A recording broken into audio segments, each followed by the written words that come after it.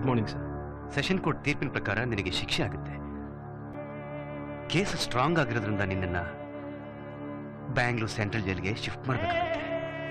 ನ್ಯಾಯಾಲಯ ಎಷ್ಟು ಕಾಠಿಣ್ಯಯುತವಾಗಿ ಇತ್ತು ಈ ಪ್ರಕರಣದಲ್ಲಿ ಎಂದರೆ arrest them, take them into custody and put them inside ಅಂತ.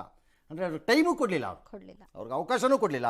ಆ ಪ್ರಕಾರದಲ್ಲೇ ನಾನು ಈ ಮಾತುಗಳನ್ನು, ಈ ಸುದ್ದಿಯನ್ನು ನಿಮ್ಮ ಮುಂದೆ ಹಾಜರುಪಡಿಸುವಂಥ ಹೊತ್ತಿನಲ್ಲೇ ಎಲ್ಲರೂ ಪರಪ್ಪನ ಅಗ್ರಹಾರವನ್ನು ಸೇರಿದ್ದಾರೆ. ನಟ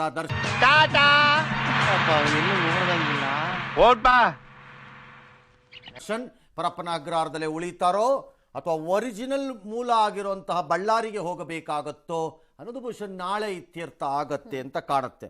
ಆಯ್ತು, ಆಮೇಲೆ ಅರೆಸ್ಟ್ ಮಾಡುವ ಸಂದರ್ಭದಲ್ಲಿ ಒಂದು ಸ್ವಲ್ಪ ಕೋಪವೋ ಅಥವಾ ಅಸಮಾಧಾನವೋ, ಬಹು ಸಹಜ ಒತ್ತಡವೋ ಪವಿತ್ರ ಗೌಡ ಕೆಲವರ ಮೇಲೆ ಇನ್ಕ್ಲೂಡಿಂಗ್ ಪೊಲೀಸ್ ಸಿಡುಕಾಡಿದರು ಅಂತ ಇದೇ ಕಾಣಿಸುತ್ತೆ ಅದು ವಿಜುವಲ್ಸ್ ಅಲ್ಲಿ.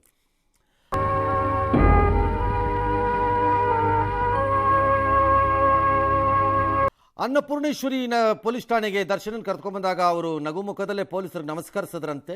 Fantastic, he has maintained his cool ಅಂತಾಯ್ತು. ಅವನ ಅಜಾತ ಶತ್ರು ಕೊಡು, ಅವನ್ನ ಪ್ರೀತಿಸಲೇ ಇರೋ ಮನಸ್ಸು ಮನುಷ್ಯರೇ ಇಲ್ಲ. ಮತ್ತು ಅವರಿಬ್ಬರು ಮುಖಾಮುಖಿ ಆದ್ರು, A1 and A2 ಮಾತಾಡಿದ್ರು ಇಲ್ವೋ ನನಗೆ ಗೊತ್ತಿಲ್ಲ. ಎಲ್ಲರಿಗೂ ಇದ್ರೆ ಅವ್ನ ನಮ್ಮ ನೆಮ್ಮದಿ ಆಗಿರ್ಬೇಕು, ಇಲ್ಲಾಂದ್ರೆ ನಿನ್ನ ರಂಡಿ ಮುಂಡೆ ಆಟ ಆಡ್ತಿದ್ಯಾ ನನ್ನ ಹತ್ರ. ದಿನಕರ್ ಯಾರೋ ಅವ್ರ ಜೊತೆಲಿ ಇದ್ದವರೆಲ್ಲ ಬಂದ್ರು, ಕೆಲವರೆಲ್ಲ ಕಣ್ಣೀರು ಹಾಕೊಂಡು ಹೋದ್ರಂತೆ. ಹೋಗ್ಬಾ ಗುರು, ಆ ದೇವ್ರು ನಿಂಗೆ ಒಳ್ಳೇದ್ ಮಾಡಿ.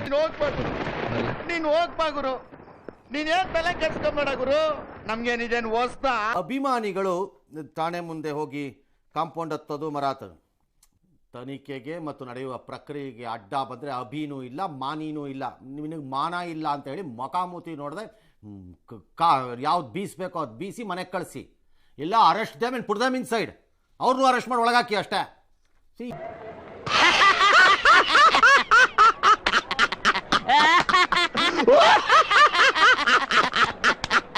ಇಷ್ಟೆಲ್ಲ ಆದಮೇಲೆ ಇನ್ನು ತರಲೆ ಮಾಡಕ್ಕೆ ಬಂದರೆ that is what should be done ಅಷ್ಟೇ.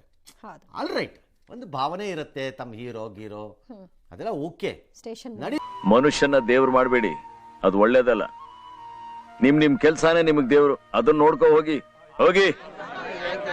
ಇದ್ರದ್ದು ಇದನ್ನ ನೋಡ್ಕೊಳ್ಳಿ, ತೀವ್ರತೆ ಏನಿದೆ ಅಂತ.